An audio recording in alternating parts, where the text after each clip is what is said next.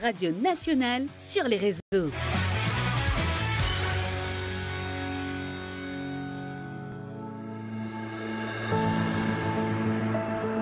Le temps des idées avec Interface. 10h midi, Interface avec Meling. It's 24 minutes past 10 on RM1 and Meling Balloo, and you're listening to Interfaces. There are stories that stay with you long after the credits roll, stories that change how you see the world, that create empathy across borders and languages, that prove cinema is more than entertainment, it's a bridge between human experiences. This morning I'm speaking with a Mauritian who has proven that our island can create world-class cinema that resonates globally. Haider Rafjal Uzir, BAFTA-winning film producer and founder of Who's Here Productions. From a challenging youth marked by the adversity to the prestigious stages of the British Academy Film Awards, Haider's journey embodies the transformative power of cinema. A BAFTA Kerr Scholar and Toledo Scholar who graduated from the National Film and Television School, he's worked on major British productions before creating his own path as a producer. His short film Rock, Paper, Scissors, directed by Franz Baum, has won BAFTA screen at Oscar qualifying festivals worldwide and is now in the running for the Academy Awards. A 21-minute film made on £20,000 that's moving audiences from St. Louis to London, proving that powerful storytelling transcends budgets and geography. Haider, welcome to Interfaces. Hi, thank you for having me. It's great to have you. How are you doing today? Oh, I'm really wonderful. It's very warm in Mauritius. It is. So you came at the perfect time. Yeah, it's snowing in London at the minute. I bet it's winter, so it's better to be here at the moment. And it's great to have the dual nationality to enjoy the best of both worlds. Absolutely. Beautiful. So it's the first time in this particular studio, RM1. How do you find our studio? Oh, it's incredible. Very high tech. It's in competition with some of the biggest radio stations I've been to in the world. Gee, would you say that it's your favourite studio? Oh, of course, it's home. You know? That's great. Haider, let's start with your journey. I mentioned in the introduction because it's a remarkable one that speaks to resilience and the transformative power of art. You've spoken publicly about experiencing homelessness and abuse as a youth without delving into details that might be too personal. I'm curious today about how those early experiences shape your relationship with cinema and storytelling. When did film become more than just entertainment for you? When did it become something essential, something crucial, perhaps even a form of survival or escape? Yeah, I think you've actually nailed it there. For me, cinema was a form of escapism. It allowed me to experience lives outside of my own experiences. You know, it allowed me to see into worlds that I otherwise wouldn't have been able to. Mm-hmm. And for me, it was very cathartic and therapeutic, which in some ways saved me in moments of hardship. Darkness. In darkness, yeah. I think there's something very special about going to the cinema. Where it's dark, it's quiet, you have this big screen in front of you, and you just go on this adventure. And for me, it became very clear from when I was very, very young that this was going to be my journey, that I had to give back what others had given to me. A peaceful journey where you had the possibility of, imagining things, imagining scenarios, imagining scripts for other people. So the power of imagination in a way, and your inspiration, your hope as well. You work your way through the British film industry, starting from the ground up. You've been a runner, a driver, a production coordinator on major British films like Blue Story. Everybody's talking about Jamie, Brian and Charles. That's quite a trajectory, I must say, from entry-level positions to producing BAFTA-winning work. Walk us now today through that journey. What did you learn working your way up through the ranks that you couldn't have learned by jumping, let's say, straight into production and also into producing? How did those early, often unglamorous, often, unimportant in a way, some people say it like way, unglamorous roles shape your approach to filmmaking? Well, I think what's fascinating about winning a BAFTA is that people assume that it's an overnight success, but it's quite the opposite. It's taken me the best part of 15 years to get to this point.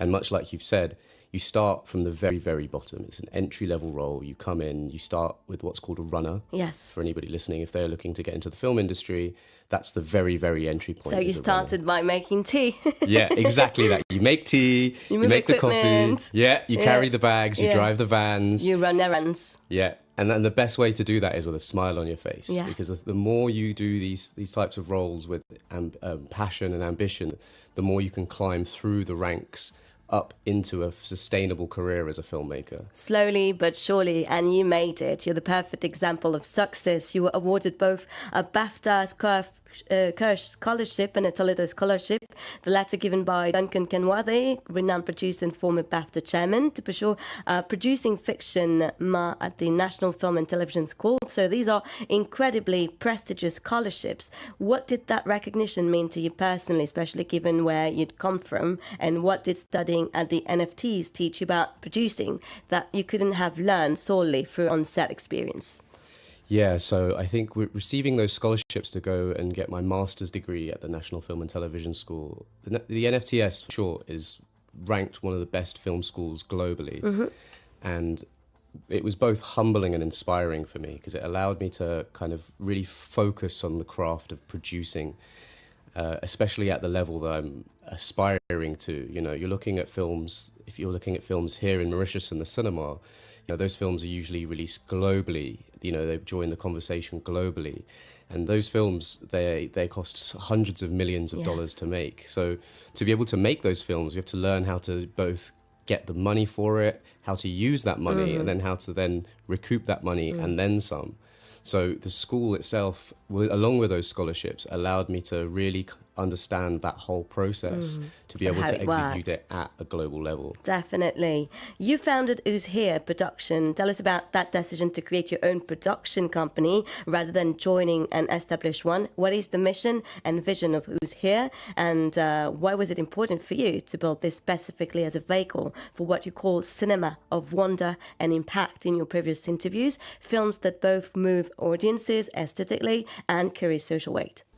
Yeah, I mean, that's exactly right. For me, what I wanted to achieve with the filmmaking that I wanted to do is that I wanted to create a sense of wonder and escapism for people. Films that make people feel something where they can experience other lives. Where they can travel. And travel, yeah. You know, I gave an example I had a conversation recently about, I went to Mexico for work. Yeah.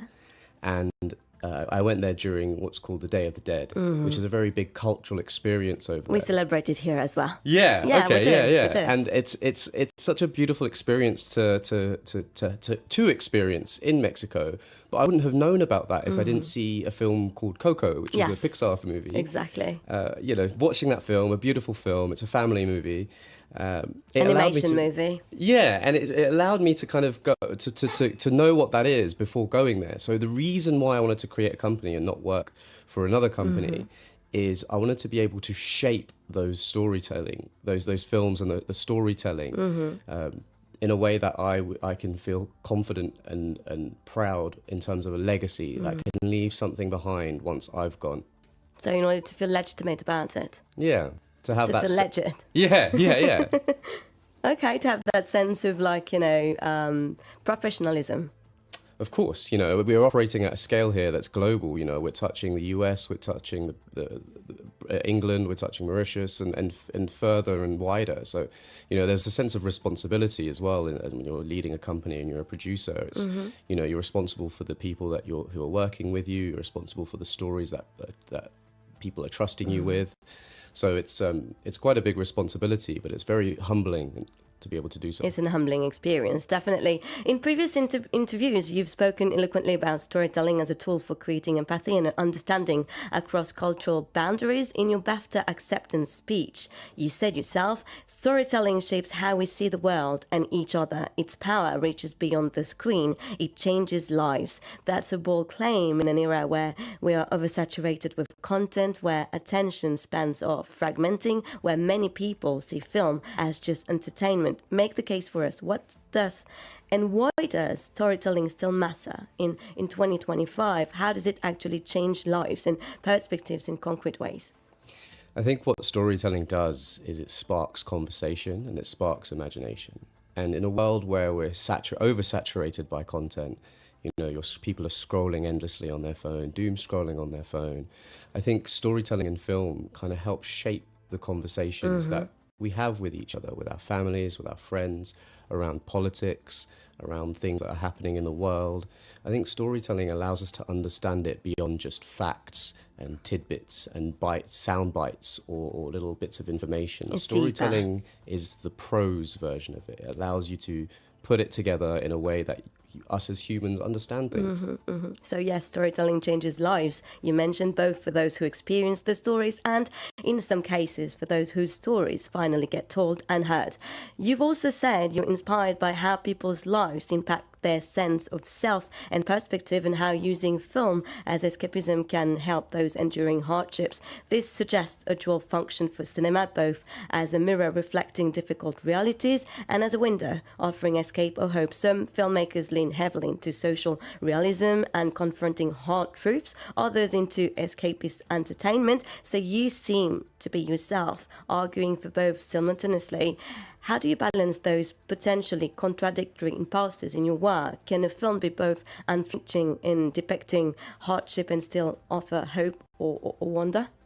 Absolutely. I think that if you ask, one of the greatest things that I've realized about people is that if you ask anybody anywhere in the street, you ask them what is their favorite film, they'll have an answer for you. For sure. And that will be a favorite film of theirs for some form or shape or reason. And usually it's because it's touched them in some way. It's shaped their sense of their idea of love. People will look for their Prince Charming. Prince Charming comes from a story. Definitely. I think it comes from Cinderella, which is also a Disney movie. From a romantic movie. Exactly, a romantic movie. Some people find these types of action movies have shaped their worldview and understanding. Some people have shaped their own personalities based on characters they've seen in films. It's their own perception, how they perceive those stories. Absolutely, yeah. It's what you take away from that. And I think that's what makes film so important for people, is whatever you take away from that, that's what's valuable. If you interpret it in a certain way and you take that away and you think about it and you feel it and you go and talk to your friends about it and that becomes a point of view, then therefore the film has done exactly what it needs to do. Not just entertain, but also gives you something in return. So give back to the community. Yeah. You work internationally. You've produced in the UK, I mentioned that. You've worked with Austrian directors. Your film tells stories set in different parts of the world, yet you remain connected to our beautiful Mauritius. How important is that rootedness to your identity as a filmmaker? Do you see yourself as a Mauritian filmmaker, or as your practice becomes so international that national identity feels less relevant for you? And what responsibility, if any, do you feel toward telling Mauritian stories or supporting Mauritian creative talent? Mauritius will always be at the forefront and in my heart. And there is so much opportunity here in Mauritius. It feels like a very untapped resource for filmmaking. There's huge amounts of untapped potential and opportunity. What a lot of people don't realize is a lot of the filmmaking roles have a crossover in your day-to-day types of roles. You have people who, in the lighting department in the film industry, that are electricians. You have people who are plumbers who work in the film industry. There's such a huge crossover in the Mauritian country, island. Yeah, and there's so much African continent. The African continent. There's so much money that is available right now in the Middle East. You've got Qatar have got funds that they're putting towards film industry at the minute. You've got Saudi Arabia. You've got Dubai. And Mauritius sits firmly within that remit of somewhere that they would love to come and film. And I think what it is that I'm trying to do is I'm trying to work with Mauritius, with those different countries, to be able to bring that wealth into Mauritius to create those opportunities for the film industry over here. There's already a huge amount of content coming out of Mauritius by way of TikTok, by way of YouTube, social media, music.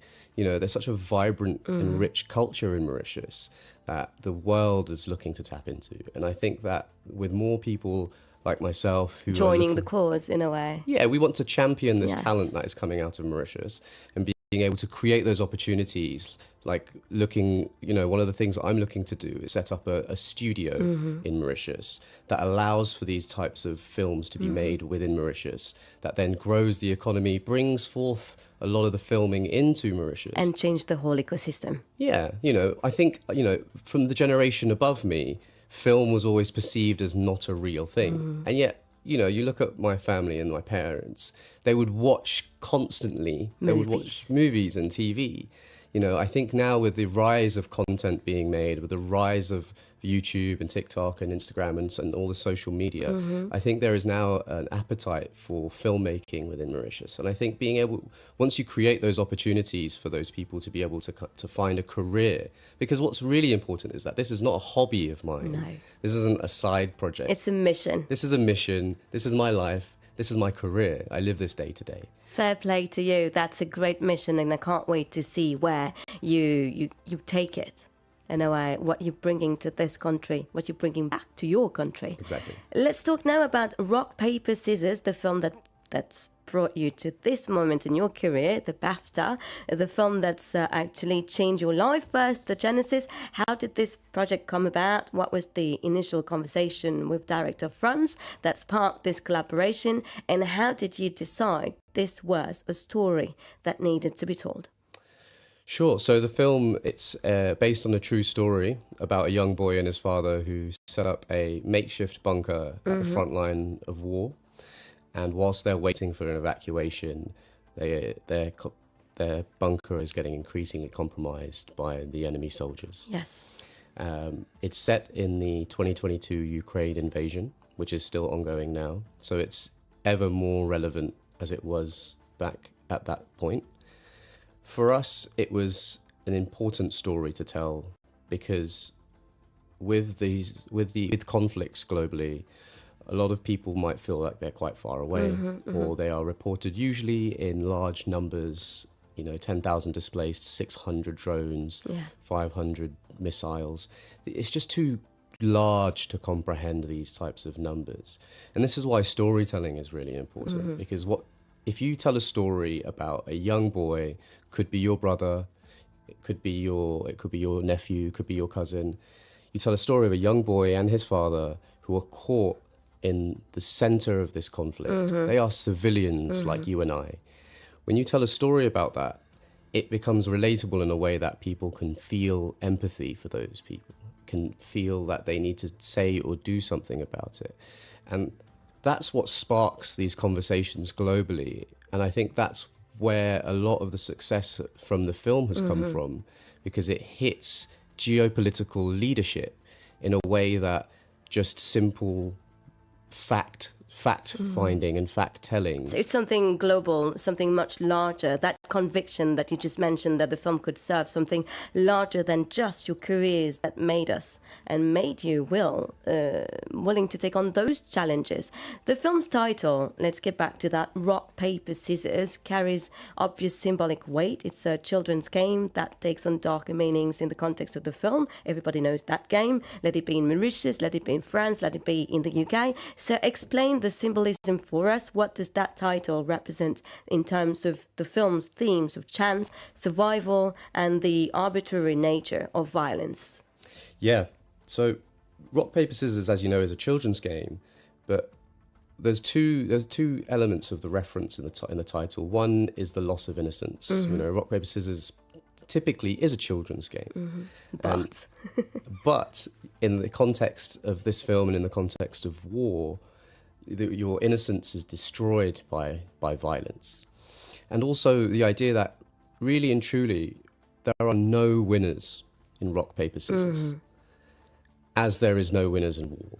Because even though there's multiple sides fighting each other, our story... Different perspectives. Yeah, our story focuses on the civilian perspective, whereby that person in the middle of that conflict, when they step outside, they don't know if that's the first or last time they'll step outside. They hear a plane flying overhead. They don't know if it's good or bad, if it's friendly or foe. And that's kind of the reference with Rock, Paper, Scissors, is that at the end of the day, no one wins. Exactly, that's what you wanted the film to capture, not glory, not heroism, not victory, just the brutal randomness of survival. Absolutely. The film is 21 minutes long and was made on a budget of £20,000, which in film terms is extraordinarily modest. Yet, critics and audiences constantly mention it to be like a cinematic revolution, its cinematic scale and visual sophistication. So how did you achieve that? What were the key production decisions that allow you to create something that feels much bigger than its budget would suggest? And what did you have to sacrifice or compromise on to stay with those financial constraints? Yeah, I wanted to give a big shout out first and foremost to our entire team, to Franz Boehm, the director, and to our entire creative team. I think the main thing that is the most important thing for any type of film going, if I was to give advice to anybody, and even on our film, was that everybody came to this without any ego. Everybody understood the weight and the responsibility of this story to give their absolute best without trying to overtake in their own field. You know, the sound and the music came together, the editing Or trying came to together. steal the spotlight from one another. Exactly, yeah. And I think that is one of the biggest things that can help the film move in a constrained budget way. And that then related to everybody else who came onto the project across all the different departments. I think at one point there must have been about 70 or 80 people on this project. And each one of those people understood what they were getting themselves into. They understood that what we wanted to do with this film the ambition far exceeded our budget. But we all managed to come together to be able to make this film in the way that it is. And I think that's probably why it's had a lot of time in the spotlight, because it's a showcase of what people can do together if they can work together coherently. Exactly, where there's a will, there's a way, and working together as one, as a team, changes the whole lot, the whole perspective. Yeah. So Rock, Paper, Scissors has had an extraordinary festival run, world premiere at an Oscar qualifying festival, selections at BAFTA qualifying festivals, screenings across continents, and then the pinnacle. You won a BAFTA. Tell us about that moment. Where were you when you found out? So I am the first Mauritian person to have ever won a BAFTA Film Award, which feels like a very large This is weight. massive. Yeah. This is extraordinary. I'm so happy for you. Thank you. It's quite a large weight to carry, because it's bigger than just me. It's bigger than just the film. You know, it stands as a symbol not just for the UK. It stands as a symbol for Mauritius. It stands as a symbol for Ukraine, Yes. for which the film is based on. So for me to be able to kind of continue with that going forwards, it's a really big responsibility, and it's very humbling. I was actually in Mauritius at the time when the long list came out and the nomination came out. That's great. So were you with your family? Yep, I took my mum to Grand Bay. Okay. We went for a nice meal on the night of the here's a funny story Excellent. for you. Yeah. Go for it. I booked the restaurant in Grand Bay before the nomination was announced, because it was either going to be a happy meal or a sad meal. Yeah. For sure. and luckily then, it was happy. Excellent news. Congratulations. We couldn't be more proud of you and your achievements. So what did win a BAFTA now mean to you professionally? Well, it's opened up a lot of doors. People tend to now respond to my emails, which is... Exactly. So that changed the trajectory of the response that you used to get. Yep. And it's increased the value of my work as well. So now it means that I can do more of what I'm looking to achieve. And again, as I mentioned, being able to bring a lot of that back to Mauritius and trying to increase the filmmaking opportunities in Mauritius, it gives some level of credibility to me to be able to do that. So when I do go to the Middle East to go raise those funds, to bring it back over here, to set that up, I can do that because I have that credibility to do so. Exactly, your credibility, and because now you're legitimate, you're legit, like I Exactly. said earlier. The film is now in the running for the Academy Awards. Explain to our audience what that process entails entails? What does it mean to campaign for this type of award? What are you doing concretely to position the film for a nomination? And given the Oscars are the absolute pinnacle of cinema recognition globally, we do a cinema show here on Saturdays, and we do talk about the Oscars and other film festivals. So what would an Oscar nomination or win mean, not just for you personally, but for what you're trying to achieve with your work with Who's Here Productions? Yeah, so the Oscars are taking place in March 2026. It's a year's worth of work in the build-up to it. The easiest and quickest way to describe what the Oscars campaigning looks like, it's like a presidential campaign. You have to get visibility, you have to find all the right people, all the right partners, the team. So it's not just enough to qualify, you have to actively campaign to get Academy voters to watch your film and vote for it. Absolutely, yeah. And even the qualification, it's huge to be able to qualify for the Oscars. You're competing with the best films globally. Sure. So now we're in the competition running with people with the likes of Wes Anderson. So the qualifications is only the first step. Yeah. Towards something much bigger. Yeah, and the qualification process is very, very, very difficult. You have to compete globally. We qualified through the BAFTAs because that's an internationally recognised award, and also through the different film festivals that we've been to globally. So yeah, it's been quite a journey to get through to the Oscars. We are hoping to hear about the shortlist in December, a nomination in January. So as you can imagine, all of us on the team are very, very nervous. Nervous, but you have all the right to be. Yeah. I mean, it's interesting because when you go anywhere you go in the world, most people will understand what an Oscar is. For sure, for the film, global visibility on an unprecedented scale. Hundreds of millions of people watch the Oscars. We do a cinema show, and we have shows where we only talk about the Oscars nominees and the films. A nomination means the film gets seen by vastly more audiences, the message reaches further. So for your production society, it would establish you as a production company operating at the highest level of international cinema. It's already done, but that credibility added to that, the Oscar, helps enormously when developing future projects, attracting talent and financing. And for Mauritius, an Oscar nomination or win for Mauritian producer would be just historic. Yeah, I don't think there is anybody that's won an Oscar from Mauritius. Not yet. Not yet. Yeah. You never know. In March 2026, it could be you, Ada Rothschild Uzier. So that's all the best we wish you from here. In your previous interviews, you mentioned Holly Shores, the St. Louis International Film Festival, and other prestigious venues. So at St. Louis, you've said the audience reaction was particularly memorable. People gasping, exclaiming, responding vocally throughout the screening. Many of them moved to tears despite not speaking Ukrainian or having direct connections to the conflict depicted. So what was it about specific screening that made it so powerful? And what did you learn about cinema's ability to transcend cultural and linguistic barriers?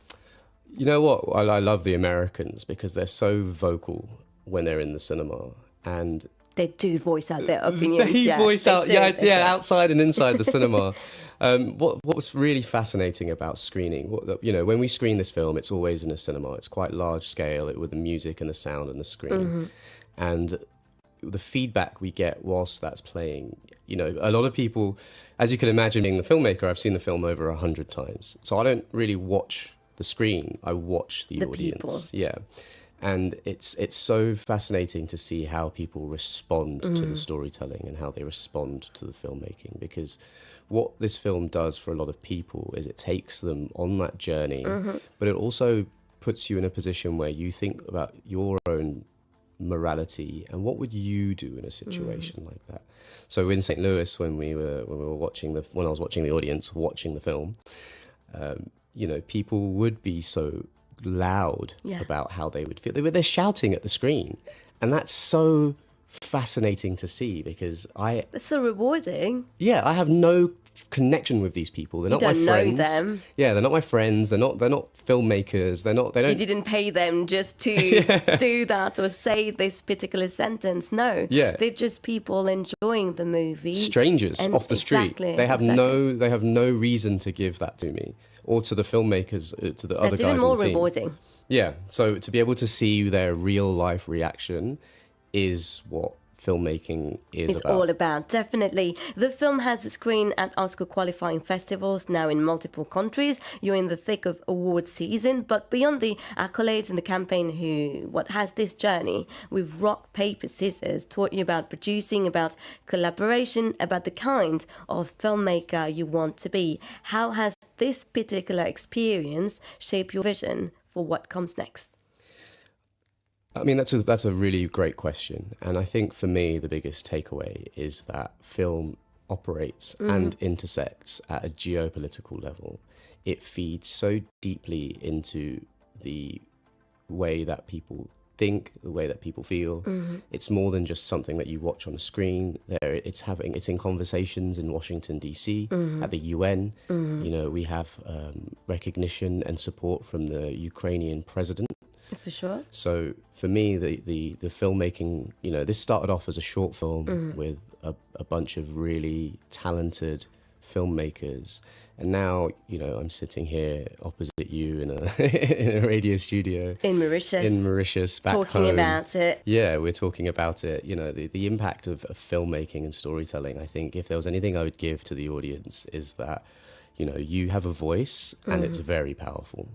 You know, if you commit to something and you do it and you push it as far and as wide as it goes, you know, you'll never know how far you can take your voice and your opinion. Exactly. You just got to do it and do it now. Don't wait too long for this. Let's talk about Mauritius and Mauritian people and its place in global cinema. We have stunning locations that attract international productions. You mentioned that earlier. We have talented creative people. We have multilingual capacity, political stability, interesting cultural hybridity. Yet we haven't developed a robust local film industry. It is changing. The landscape is changing. So based on your international experience and success, what would it take for Mauritius to develop a sustainable cinema industry other than those arguments and those ideas that you mentioned earlier? What are the missing pieces and how do you see the role? How do you see a role for US Here Productions in contributing to that development? Yeah, I think all of those things that you've just mentioned all exist already in Mauritius. And I think to be able to create a cohesiveness on it that then becomes a national language for filmmaking in Mauritius. We do that by bringing international productions, international expertise into Mauritius, that then you can then export the Mauritian economy, the filmmaking economy, internationally. So being able to bring other productions into Mauritius to give the opportunity for those filmmakers within Mauritius for at all levels of filmmaking, you know, from the people who set up the lights to the people who write the stories to the people who records the sounds and the audio. Yeah, the visuals, the camera. You know, once you bring a sense of cohesiveness and unity, if they're in Mauritius, which is what I want to do. If I can raise the capital from the Middle East to set up a studio, a 34-acre studio within Mauritius, a set of different sound stages. Once you have the infrastructure here, you can then train the people to be able to work here. Because a lot of those skills are already soft skills for a lot of people. We all have a phone in our hands. True. Everybody's taking pictures. Exactly. You know? So we can make movies with phones nowadays. Everybody understands how to. You can make people. A lot of people are already making films in Mauritius with no money.